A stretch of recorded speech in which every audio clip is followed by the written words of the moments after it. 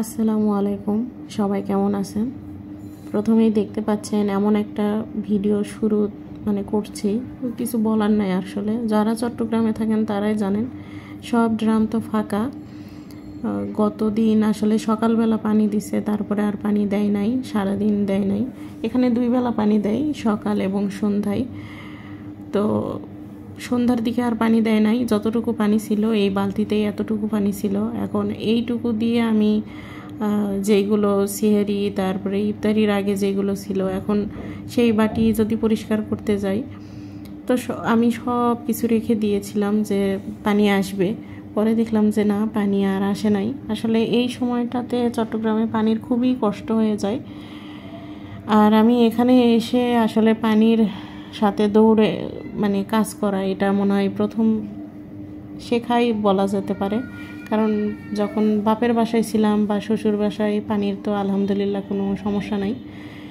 যাই হোক, অতগুলো হাঁড়ি পাতিল যে দেখলেন সব পরিষ্কার করছি, প্লাস বাথরুম পরিষ্কার থেকে শুরু করে ড্রাম যতগুলো ছিল সব ভরাইছি।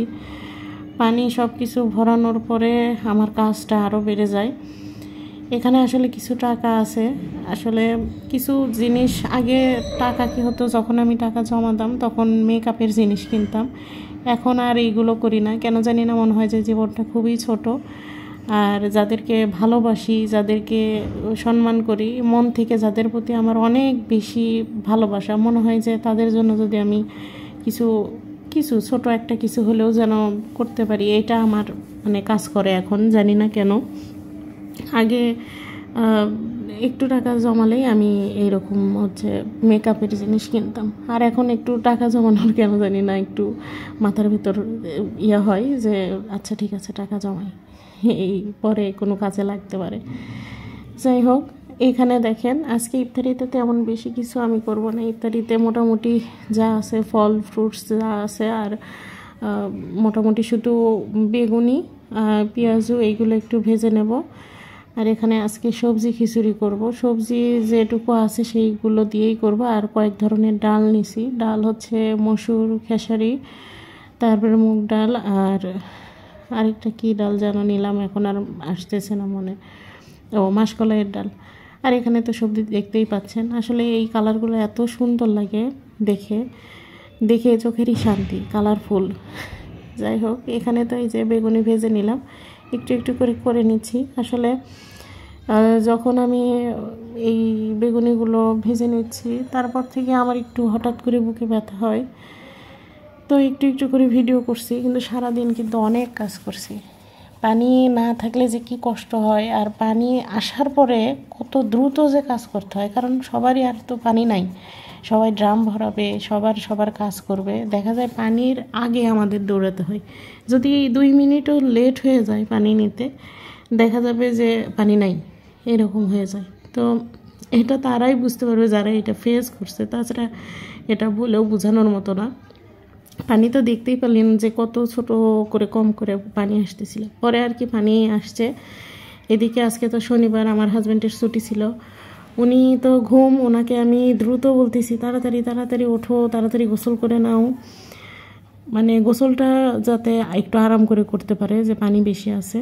আর এখানে দেখেন আমার বিকালবেলা যেটা হয়, দুপুরের পর এত রোদ আসে, আমি কিন্তু রোদে এমন অবস্থা। সবাই আসলে যখন মায়ের বাসায় যাই বা শ্বশুর বাসাতেই যাই, সবাই বলে কালো হয়ে গেছে, মুখ কালো হয়ে গেছে, এটা যে বলে। আসলে মুখে তো পুরো রান্নার তাপ আর এই আগুনের তাপ, সূর্যের তাপ ফুল আমার মুখে পড়ে রান্না করার সময়। যাই হোক, আজকে কড়াইতে আমি খিচুড়ি করব। কেন জানি না পাতিল এইগুলো আর মাখাতে ইচ্ছা করতেছে না, মনে হচ্ছে এইটা একটু আছে, এটা আমার ক্লিন করতে হবে, তাহলে এখানেই করে নিই। আর যদি সবজি খিচুড়ি যদি করা যায় এরকম কড়াইয়ে করা ভালো, তাহলে দেখা যায় আপনার সবজি খিচুড়িটা ভেজে নিতে খুব ভালো হয়। আমি আসলে কড়াইয়ে সবজি খিচুড়ি আজকে ফার্স্ট করতেছি, কিন্তু করলে ভালোই লাগে। আর সবজি খিচুড়ি কে কোন স্টাইলে করেন আমি জানি না। আমি রাইস কুকারে দিলে একবারে মেখে দিই, পাতিলেও দিলে মেখে দিই, হাতেই মেখে দিই, বা যদি ভুনা ভুনা খিচুড়ি করি তখনও পাতিলে আগে মশলা কষিয়ে নিয়ে তারপরে দিই।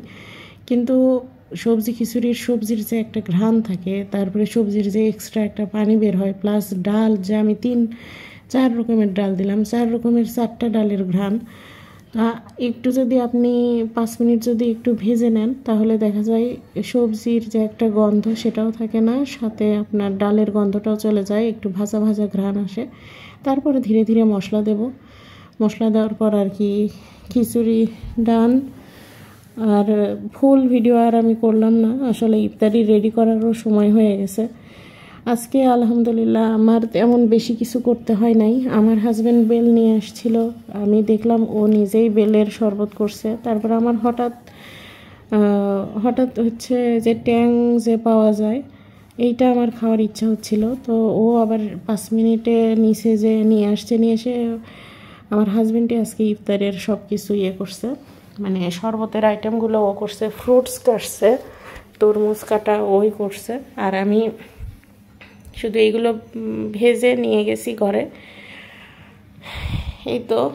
আর আমার হাজব্যান্ড এই যে লেটুস পাতা আনছিল, তো সেটা আসলে আমি এই পেঁয়াজু বেগুনি এটা দিয়ে খাবো, তো সেটাই বলতেছে যে তুমি কেমনে খাও এইগুলো। তো আমি দেখালাম। আর এখানে হচ্ছে 1 গ্লাসে 2 গ্লাসে 2 জনের বেলের শরবত।